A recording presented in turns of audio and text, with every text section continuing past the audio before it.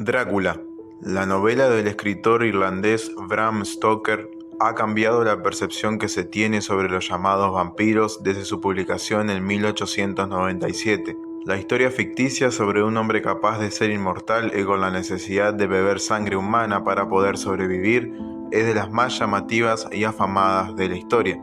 Sin embargo, pocos han de creer que esto pueda suceder en la vida real, al menos a no tales magnitudes. Aunque sea difícil de creer, Dusseldorf fue testigo de alguien que tenía algunas de las manías del personaje ficticio de Stoker como métodos de vida. Métodos, claro, que lo convertirían en uno de los monstruos más famosos del crimen universal.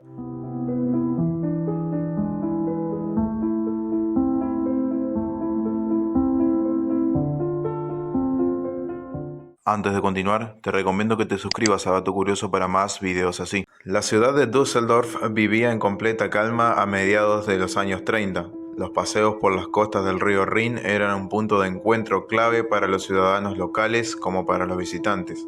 Lamentablemente, dicha paz se vio opacada con manchas de sangre por culpa de un personaje. Peter Kürten, el asesino que no solamente mataba personas, sino que con gran escabrosidad en su accionar llegaba a beber su sangre, haciéndolo conocido como Der Vampir von Düsseldorf, cobrando de este modo cierta fama y sembrando el terror en los vecinos de la ciudad alemana. Nacido un 26 de mayo de 1883 en la localidad de Monheim, desde su llegada no fue bien recibido. La familia vivía épocas con mucha violencia física y psicológica, teniendo unas condiciones de pobreza extrema, lo que hacía que día a día se buscara la manera de subsistir. Sin embargo, los hijos seguían llegando. Fueron 13 las criaturas del matrimonio Kürten, de los cuales Peter era el tercero. Su padre era un alcohólico y muy poco predispuesto al trabajo. Se encargaba de golpear todos los días a su familia, llegando incluso a violar con total impunidad a alguna de sus hermanas menores. Peter se la pasaba llorando al ser incapaz de defender a las mujeres de su familia.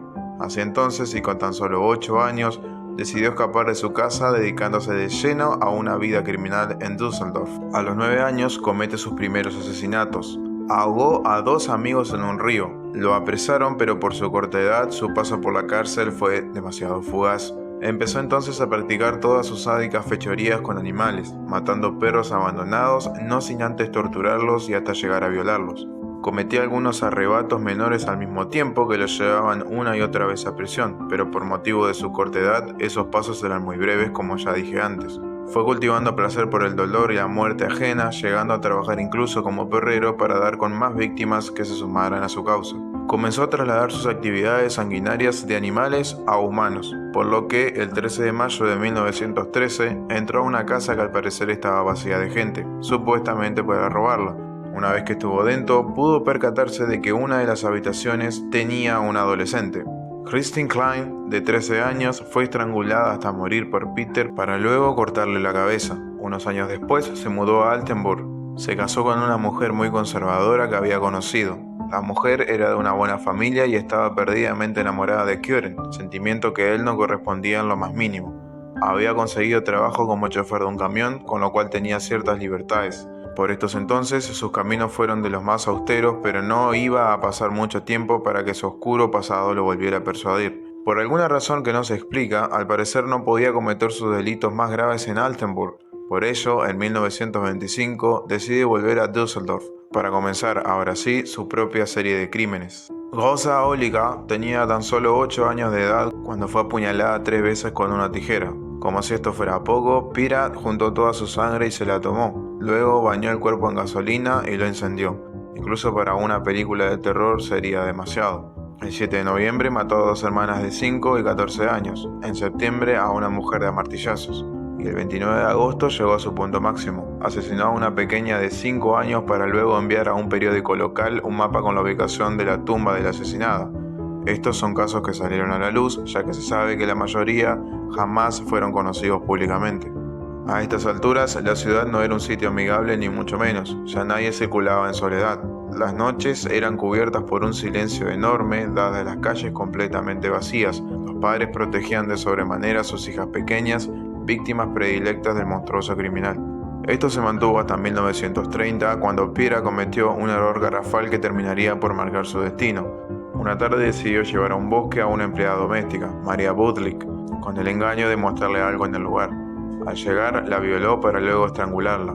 Confiado de haberla asesinado, decidió salir corriendo dejándola tirada, pero los cálculos fallaron. La víctima estaba viva y al poder recomponerse pudo dar pistas sobre el criminal.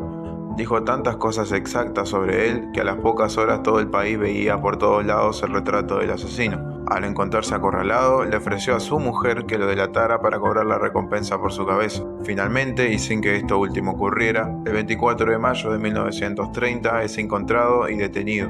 Su condena tenía como sustento el certificar 9 asesinatos, 7 intentos frustrados y no menos de 80 agresiones sexuales. Él aseguraba y daba fe de haber cometido más de 80 asesinatos, seguramente a estas alturas ya desvariando. En el juicio llevado a cabo en abril de 1931, al principio se declaró inocente, pero a medida que iban avanzando las pruebas y testimonios, se terminó retractando.